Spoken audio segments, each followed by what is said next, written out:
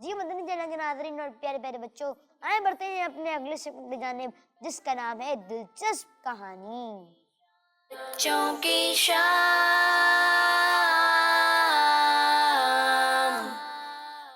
السلام علیکم ورحمۃ اللہ وبرکاتہ۔ وعلیکم السلام ورحمۃ اللہ وبرکاتہ۔ کیسے ہیں ہارون بھائی، آپ ٹھیک ہیں؟ الحمدللہ رب العالمین۔ جی ہارون بھائی۔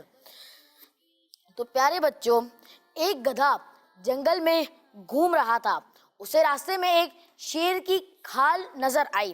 اس نے سوچا کہ اس کھال کو پہن لیتا ہوں، سب لوگ مجھ سے ڈریں گے اور جہاں چاہوں گا وہاں گھومتا پھروں گا۔ پھر اس نے وہ کھال پہن لی اور جنگل میں نکل گیا۔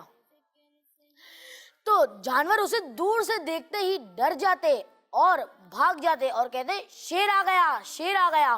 لومڑی ہوتی تو وہ بہت چلاک ہے، لیکن وہ بھی دھوکہ کھا گئی اور بھاگ گئی۔ گدھا یہ دیکھ کر بہت خوش ہوا اور دل میں کہنے لگا، ان سب کو خوب الو بنایا، یہ سب مجھے بیوقوف سمجھتے تھے۔ وہ اپنی خوشی پر قابو نہ رکھ سکا اور زور زور سے اپنی آواز نکالنے لگا۔ اس کی آواز سب سے پہلے لومڑی نے سنی اور وہ سمجھ گئی ہو نہ ہو یہ گدھا ہی ہے۔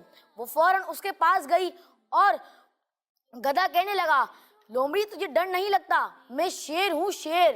لومڑی کہنے لگی، گدھے تو واقعی میں گدھا ہی ہے، کیونکہ اگر تو شیر ہی بناتا تو اپنی آواز نہیں نکالتا، تیری آواز نے تیرا سارا بھانڈا پھوڑ دیا ہے۔ اب سب جانوروں کو پتہ چل گیا ہے تو شیر نہیں ہے، گدھا ہے، گدھا۔ پھر وہ گدھا سب جانوروں کے سامنے ذلیل اور رسوا ہو گیا۔ پیارے بچوں، دیکھا آپ نے وہ گدھا کس طرح سب جانوروں کے سامنے ذلیل ہو گیا اور رسوا ہو گیا۔ تو پیارے بچوں، اس کہانی سے ہمیں پتہ کیا سبق ملتا ہے؟